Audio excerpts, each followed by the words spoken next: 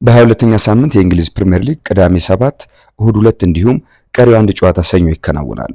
ቅዳሜ የሊጉ ጨዋታዎች የሚጀምሩት በጉጉት በሚጠበቀው የማንቸስተር ከተማ ደርቢ ይሆናል። ማንቸስተር ዩናይትድ ጊዜያዊ አሰልጣኝ አድርጎ በሾመው ማይክል ካሪክ እየተመራ በሜዳው ማንቸስተር ሲቲን ያስተናግዳል።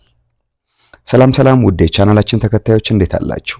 ወደ እናንተ ዘወትር በቀጥታ ስርጭት ባጫጭር መረጃዎችና ፕሪፕሮዳክሽን ስራዎች እየቀረብን እንገኛለን። በዚህም አሁን በቅድመ ጨዋታ ዳሰሳችን የእንግሊዝ ፕሪሚየር ሊግን የ22ኛ ሳምንት ጨዋታዎች ልናስዳስሳችሁ ወደ እናንተ መጥተናል። መርሃ ግብሩን ላይክ፣ ኮሜንት፣ ሰብስክራይብ፣ ሼር በማድረግ አጋርነታችሁ እንድታሳዩን እንጠይቃለን። በዛሬው ጨዋታ ድህረ ጨዋታ ቅድመ ጨዋታ ዳሰሳችን ማንቸስተር ሲቲ በማንቸስተር ደርቢ በኦልድ ትራፎርድ ሜዳ ከማንቸስተር ዩናይትድ ጋር የሚያደርገውን ጨዋታ ግምት እንዲሁም አጠቃላይ ጨዋታውን እንዳሰሳ ብሎም አርሰናል ወደ ሊድስ አቅንቶ የሚጫወትበትን የምሽቱን ተጠባቂ ግጥሚያ እንዲሁም በተመሳሳይ ሰዓት የሚካሄዱትን በርንሌይን ሊቨርፑል በአንፊልድ የሚያስተናግድበትን ቼልሲ በስታንፎርድ ብሪጅ ብሬንትፎርድ የሚገጥምበትን ብሎም ሌሎችን የእንግሊዝ ፕሪሚየር ሊግ ጨዋታዎች እንዳስሳለን። መርሃ ግብሩን በድጋሚ ላይክ፣ ኮሜንት፣ ሰብስክራይብ፣ ሼር አድርጉ። በቅድሚያ ወደ ማይክል ካሪክ ይፈተንበታል ተብሎ የሚጠበቀው የመጀመሪያው ከባዱ ፈተና ወደ ሆነው ወደ ማንቸስተር ደርቢ እናልፋለን።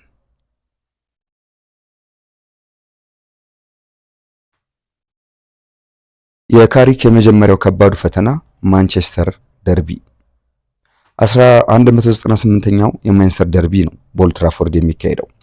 የማንቸስተር ዩናይትድ የምንጊዜም ታላቁ አሰልጣኝ ሰር አሌክስ ፈርጉሰን በዙፋናቸው በነበሩበት ወቅት ከማንቸስተር ሲቲ ጋር የሚያደርጉትን ጨዋታ ያስጨንቃቸው ነበር። በዓመታት ውስጥ ብልጭ ከሚል ድል ውጪ የፈተናቸው ቡድን ባለመሆኑ ጨዋታሞቹ ጎረቤቶች እስከ ማለት ደርሰዋል።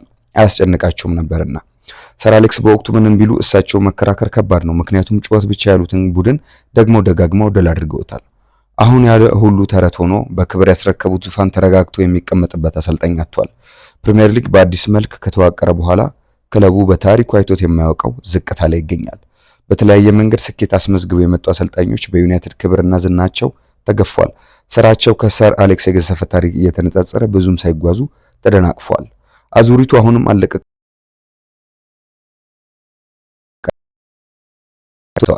የቀድሞ ተጫዋች ዳረን ፍሌቸር ሁለት ጨዋታዎች እንዲመራ ፈቅደው ከሶስተኛ ዙር የኤፍኤ ካፕ ውድድር ውጪ ሆነዋል። ክለቡ በሶስተኛው ዙር የኤፍኤ ካፕ ውድድር ሲወጣ ከ12 ዓመታት በኋላ ለመጀመሪያ ጊዜ ነው። በካራባኦ ካፕ ውድድር ቀድሞ የወጣው ዩናይትድ በውድድር ዓመቱ 40 ጨዋታዎች ብቻ ያከናውናል። ይህም ከ111 ዓመታት በኋላ ትንሽ ጨዋታ የሚያደርግበት የመጀመሪያ ውድድር ዓመት ሆኗል። ዩናይትድ አሁን ላይ የውድድር ዓመቱን እንዲያድንለት ሌላ የቀድሞ ባለታሪኩ ማይክል ካሪክን ሾሟል። በውሃ ሰማያዊዎች ቤት ግን ታሪኩ ሌላ ነው። በስኮትላንዳዊ አሰልጣኝ ጨዋታም ጎረቤቶች የተሰኙት ማንቸስተር ሲቲዎች ከከተማው አልፈው ከአውሮፓ ምርጥ ክለቦች አንዱ ሆነዋል። ሰር አሌክስ ያሉም የመጀመሪያው ስኬታቸው ፔፕ ጋርዲዮላ ወደ ሌላ ከፍታ ሰቅሎታል። ስፔናዊ አሰልጣኝ ገናናው ዩናይትድን እንኳን ያላሳካቸውን ታሪኮች ያስመዘገበ ነው። በውድድር ዓመቱ 100 ነጥብ ያመጣ ቡድን ገንብቷል። 4 ተከታታይ ውድድር ዓመት የሊጉ ቁንጮ የሆነ ቡድን አሳይቷል። ቀዮቹ የሚኮሩበት የሶስትዮሽ ድልንም ተጋርቷል። አሁን ተራው የማንቸስተር ሲቲ ደጋፊዎች ከዩናይትድ ጋር ሲጫወቱ ብዙም ከቁብ የማይቆጥሩ ጨዋታ ሆኗል። የእነርሱ ትኩረት አርሰናልና ሊቨርፑል ላይ ሆኗል። በዚህ ሁኔታ ውስጥ የሆኑት ሁለቱ ክለቦች ዛሬ 198ኛ የደርቢ ጨዋታቸውን ያከናውናሉ። በኦልድ ትራፎርድ በሚደረገው ጨዋታ ሁለቱም ክለቦች 3 ነጥብ ያስፈልጋቸዋል። ሲቲ ከመሪው አርሰናል ላለመራቅ፣ ዩናይትድ ደግሞ የቻምፒየንስ ሊግ ተሳታፊ የሚያደርገውን ደረጃን ለመያዝ ድሉ ያስፈልጋቸዋል። ኦሊ ጉናር ሶልሻየር ሲሰናበት ማንቸስተር ዩናይትድን በ3 ጨዋታዎች በጊዜያዊነት የመራው ማይክል ካሪክ አሁንም በምን መልኩ ቡድኑን እንደሚያዋቅር ለማየት ያጓጓል። እንግሊዛዊ አሰልጣኝ ከአፍሪካ ዋንጫው የተመለሱ ብሪያን ኤምቤሞን፣ አማድ ዲያሎን በስብስቡ ያካታል ተብሎ ይጠበቃል። ማይክል ካሪክ ከተከላካዩ ማቲያስ ዴሊክት ውጪ የተሟላ ስብስብ አለው። የተከላካይ ክፍሉ በጉዳት የሳሳበት ማንቸስተር ሲቲ ይበልጥ በአጥቂዎቹ ይተማመናል። ማርክ ጌሂን ለማስፈረም የተስማማው ሲቲ አዲስ ፈራሚው አንቷን ሴሜኒዮ በፍጥነት ተለማምዶለታል። ሲቲ በኦልድ ትራፎርድ ያለው ክብረ ወሰንም የሚያኩራራ ነው። በተቀናቃኙ ሜዳ 9 ጣፋጭ ድሎችን አግኝቷል። ይህም ከየትኛውም ክለብ የበለጠ በኦልድ ትራፎርድ በርካታ ድል ያገኘ ክለብ እንዲባል አስችሎታል። የዛሬው ጨዋታ ቀን 9:30 ላይ ይከናወናል። የማንቸስተር ከተማ ተወላጁ አንቶኒዮ ቴለር በዋናኛ ዳኝነት ይመሩታል።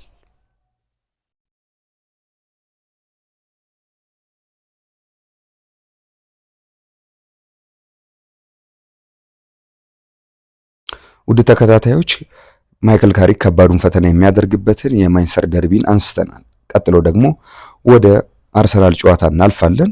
በምሽቱ 2 ሰዓት ተኩል የሚያደርገው ጨዋታ አርሰናል ይጠበቃል። ይኸውም ከሜዳው ውጪ ሊድስን የሚገጥምበት ነው። መርሃ ግብሩን ኮፒ ሊንክ፣ ላይክ፣ ሼር በማድረግ አጋርነታችሁን በድጋሚ እንድታሳዩን እንጠይቃለን። አርሰናል ኖቲንጋም ፎረስትን የሚገጥምበት ጨዋታ ይጠበቃል። አርሰናል መሪነቱን ለማጠናከር ከፎረስት ጋር በ22ኛ ሳምንት ፕሪሚየር ሊግ የሚያደርገው ጨዋታ ተጠባቂ ነው። 22ኛ ሳምንት ላይ በደረሰው የእንግሊዝ ፕሪሚየር ሊግ አርሰናል ከተከታዩ ማንቸስተር ሲቲ እና አስቶን ቪላ በ6 ነጥብ ርቆ የሊጉ አናት ላይ ተቀምጧል። የሰሜን ለንደኑ ክለብ ዛሬ ምሽት 2:30 ላይ ከመውረድ ስጋት ያልተላቀቀው ኖቲንጋም ፎረስትን ይገጥማል። በውድድር ዓመቱ 2 የሊግ ጨዋታዎች ብቻ የተሸነፉት መድፈኞቹ በቅርብ ዓመታት በሲቲ ግራውንድ ጥሩ ክብረ ወሰን የላቸውም። በፎረስት ሜዳ በሁሉም ውድድር ካደረጓቸው የመጨረሻ 5 ጨዋታዎች አንዱን ብቻ ነው ያሸነፈው። ነገር ግን አርሰናል በውድድር ዓመቱ እያሳየ ካለው ወጥ ብቃት መነሻ የዛሬውን ጨዋታ ያሸንፋል ተብሎ ይጠበቃል። በሌሎች የ22ኛ ሳምንት የእንግሊዝ ፕሪሚየር ሊግ ጨዋታዎች ጥሩ መሻሻል ላይ የሚገኘው ሊቨርፑል ምሽት 12 ሰዓት ላይ በርንሌይን በአንፊልድ ያስተናግዳል። ቼልሲ በስታንፎርድ ብሪጅ ብሬንትፎርድን የሚገጥምበት ጨዋታም ይጠበቃል።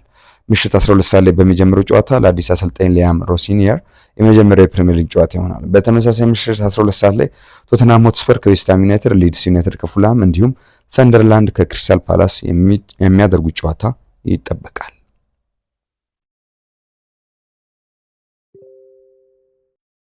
ውድ ተከታዮቻችን በእንግሊዝ ፕሪሚየር ሊግ የ22ኛ ሳምንት ጨዋታዎች መርሃ ግብር ወደ እናንተ እየዳሰስን ነው። የማንቸስተር ደርቢን ብሎም አርሰናል ከፎረስት የሚያደርገውን በተጨማሪም በርንሌይን የሚያስተናግድበትን ሊቨርፑል የቼልሲና የመጀመሪያውን የአሰልጣኙን የፕሪሚየር ሊግ ጨዋታ ቶተንሃም ሆትስፐር በተመሳሳይ ሰዓት የሚያደርጉትን ጨዋታ አንስተናል።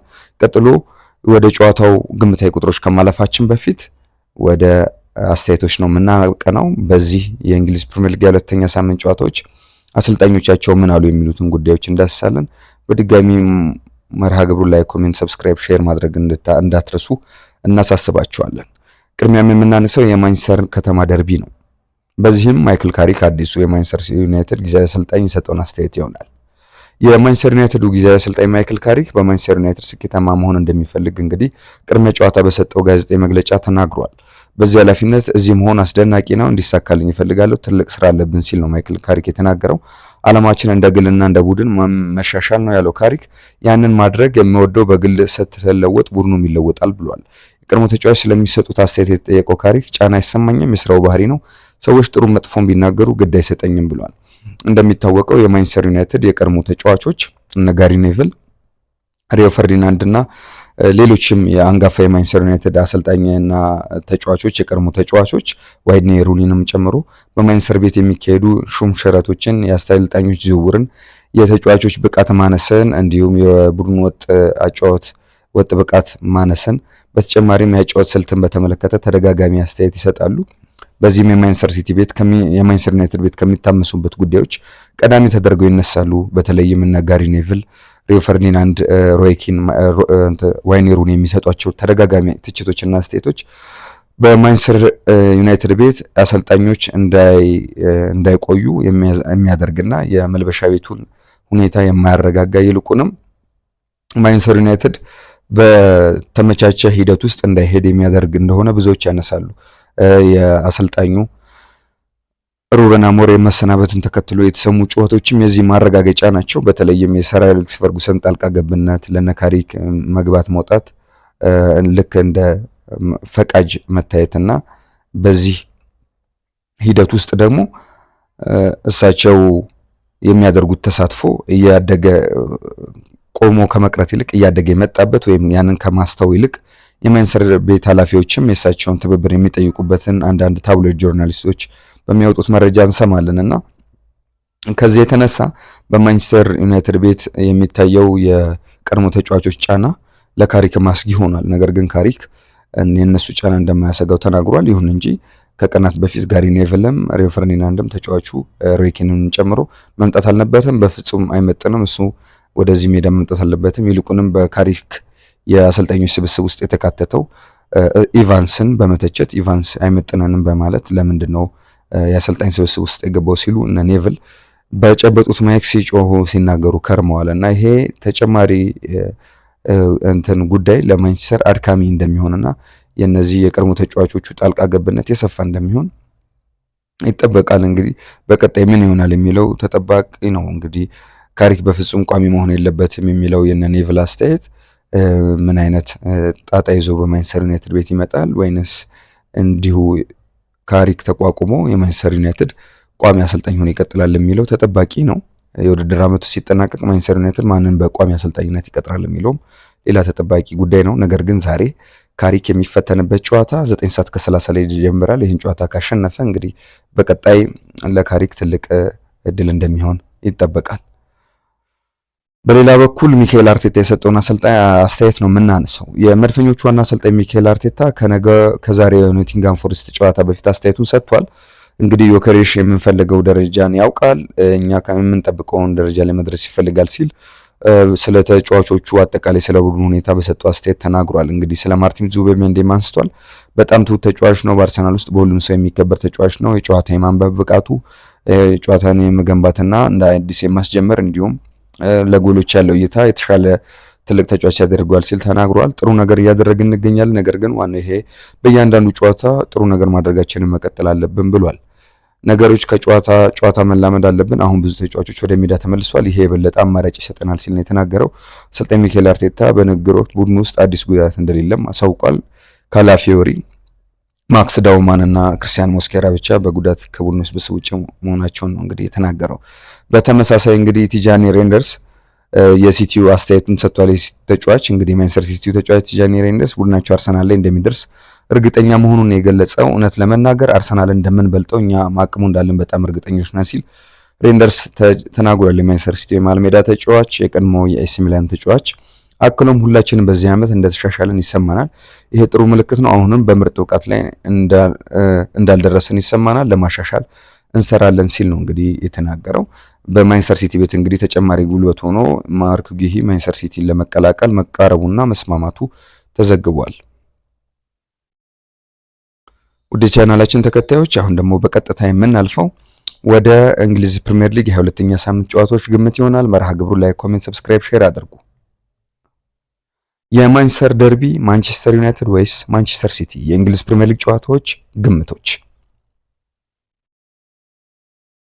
በ22ኛ ሳምንት የእንግሊዝ ፕሪሚየር ሊግ ቅዳሜ 7 እሁድ 2 እንዲሁም ቀሪው አንድ ጨዋታ ሰኞ ይከናወናል። ቅዳሜ የሊጉ ጨዋታ የሚጀምረው በጉጉት በሚጠበቀው የማንቸስተር ደርቢ ይሆናል። ማንቸስተር ዩናይትድ ጊዜያዊ አሰልጣኝ አድርጎ በሾመው ማይክል ካሪክ እየተመራ በሜዳው ማንቸስተር ሲቲን ያስተናግዳል። የቢቢሲው እግር ኳስ ተንታኝ ክሪስ ሱተን ይህንን ጨዋታ ጨምሮ የሳምንቱን የሊጉን ጨዋታዎች ግምት እንደሚከተለው አስቀምጧል። ቅዳሜ ማንቸስተር ዩናይትድ ከማንቸስተር ሲቲ። ይህን ጨዋታ ማን እንደሚያሸንፍ መገመት ብችልም የጎሉን ብዛት ማወቅ የማልችለው ነው ይላል ክሪስ ሱተን። ዩናይትድ በተለመደው አዙሪት ውስጥ ገብቷል ሲል ነው የተናገረው።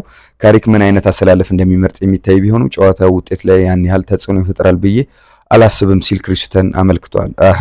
አርሊንግ ሃላንድ ለበርካታ ጨዋታዎች ጎል ባያስቆጠርም ዩናይትድ ላይ ማስቆጠር ለምዷል ሲል ነው ያመለከተው።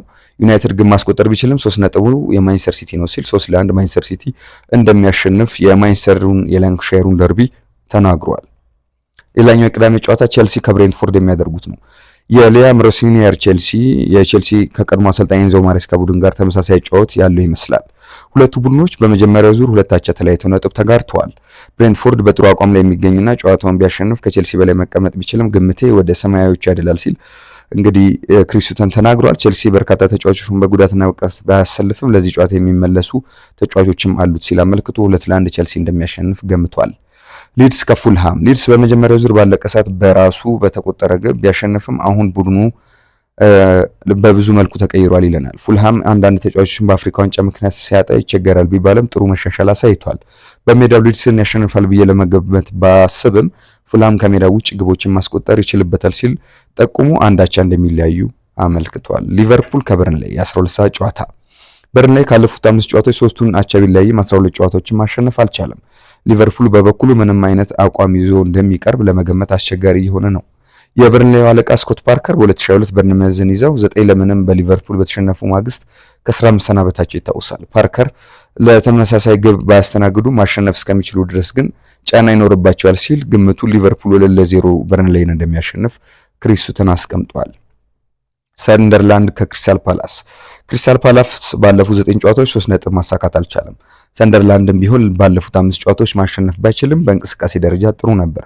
ቡድኑ በሜዳው ሲጫወት ጠንካራ ተፎካካሪ መሆኑን ደጋግሞ ከማስመስከሩ አኳያ 1-0 ፓላስን እንደሚያሸንፍ ክሪስ ሱተን ገምቷል። ቶተናም ከዌስትሃም። የሁለቱ ቡድኖች አሰልጣኝ ጫና ውስጥ ሆነው ይገናኛሉ። ቶተናም በሜዳው ካደረጋቸው 10 ጨዋታዎች 2ቱን ብቻ ነው ማሸነፍ የቻለው። ሁለቱም ቡድኖች በደካማ አቋም ላይ ቢገኙም ይህ ጨዋታ ለኑኖ ስፒሪቶ ሳንቶ የበለጠ ከባድ እንደሚሆን ጠቁሞ ግምት 1-0 ዌስትሃምን ቶተንሃም እንደሚያሸንፍ ክሪስቲያን ገምቷል። ኖቲንግሃም ፎረስት ከአርሰናል እንግዲህ ይህ የምሽቱ 2:30 ጨዋታ ነው። ፎረስት በአራት የሊግ ጨዋታዎች የደረሰባቸውን ሽንፈት ዌስትሃምን በማሸነፍ ቀልብሰዋል። ቡድኑ ከዚህ ጨዋታ ምንም ነጥብ ማሳካት አይችልም። ሚካኤል አርቴታ ይህን ጨዋታ እንደሚያሸንፍ ይታወቃል። በጠባብ ውጤትም የበላይነቱን ይይዛል ሲል ክሪስቲያን ገምቷል። 1-0 እንደሚያሸንፍ ነው ግምቱን ያስቀመጠው። እሁድ ወልቭስ ከኒውካስል የሚያደርጉት ጨዋታ ይጠበቃል። ይህ ለመገመት የሚያስቸግር መርሃ ግብር ነው። ወልቭስ ያለፉትን ጥቂት ጨዋታዎች ሳያሸንፍ ለመጓዝ ከመቻሉም በላይ በኤፍኤ ካፕ ሽሪውቤሪን ማሸነፍ ችሏል። ኒውካስል ያለፉትን 3 ጨዋታዎች በማሸነፍ ደረጃውን ማሻሻል የቻለ ቡድን ነው። በሻምፒየንስ ሊግ እና በጉዳት ምክንያት ተጫዋቹ ማፈራረቅ ስለሚጠይቅ ቡድኑ ውጤታማነቱን ማስቀጠል ሊከብድ ይችላል በሚል አንዳቻ እንደሚለያዩ ክሪስቲያን ገምቷል። አስቶን ቪላ ከኤቨርተን ቪላ ባለፉት 15 ጨዋታዎች አንድ ሽንፈት ብቻ ነው ያስተናገደው። ቡድኑ በራስ መተማመኑ ከማደጉም በላይ በርካታ ጎሎችን በማስቆጠር ላይ ይገኛል። ኤቨርተን ጃክ ግሪሊሽን ከቅጣት መልስ በማግኘቱ ይበልጥ ተጠቃሚ እንደሚሆን ይጠበቃል። ዴቪድ ሞየስ ለቪላ ቀላል ተጋጣሚ ባይሆኑም ባለሜዳው እንደሚያሸንፍ እገምታለሁ ሲል 2-1 ቪላ ኤቨርተን እንደሚያሸንፍ ክሪስቲያን ገምቷል። ወደ መጨረሻው ጨዋታ ነው የምናልፈው። ሰኞ ብራይተን ከበርንመዝ በርንመዝ ድንቅ አቋም ላይ የሚገኘው አንቶኒዮ ሴሜኒዮን በማጣቱ ተጎጂ ቢሆንም ጥሩ የማጥቃት ባህሪ ያላቸው ተጫዋቾችን ይዟል። ብራይተንም በማጥቃቱ በኩል ጥሩ ቢሆንም በመከላከል ረገድ ክፍተት እንዳለበት ይነሳል። በመሆኑም ጥሩ እንቅስቃሴና ግቦች የሚታዩበት ጨዋታ እንደሚሆን እጠብቃለሁ ሲል 2-1 ብራይተን ከበርንመዝ እንደሚለያዩ ክሪስቲያን በእንግሊዝ ፕሪሚየር ሊግ 22ኛ ሳምንት ጨዋታዎች ግምቱን አስቀምጧል። ወደ ተከታዮች እኛም በእንግሊዝ ፕሪሚየር ሊግ ወደ እናንተ የደረስንበት የ22ኛ ሳምንት የጨዋታዎች ዳሰሳ እና የግምት ጉዳይ ይህን ይመስላል። ከሌሎች የመርሃ ግብራችን ዝግጅቶች ጋር አብራችሁ እንድትቆዩ ግብዣችን ነው። ላይክ፣ ኮሜንት፣ ሰብስክራይብ፣ ሼር ማድረጋችሁ እንዳትረሱ። የማንቸስተር ደርቢ ማንቸስተር ዩናይትድ ወይስ ማንቸስተር ሲቲ የእንግሊዝ ፕሪሚየር ሊግ ተጠባቂ የ22ኛ ሳምንት ጨዋታዎች ዛሬ 7 ጨዋታዎች ሲካሄዱ እሁድ 2 እንዲሁም ቀሪው አንድ ጨዋታ ሰኞ ይከናወናል። እንግዲህ ቅዳሜ የሊጉ ጨዋታዎች የሚጀምሩት በጉጉት በሚጠበቀው የማንቸስተር ደርቢ ይሆናል። መልካም የጨዋታ ጊዜ ይሆንላችሁ። ሰላም።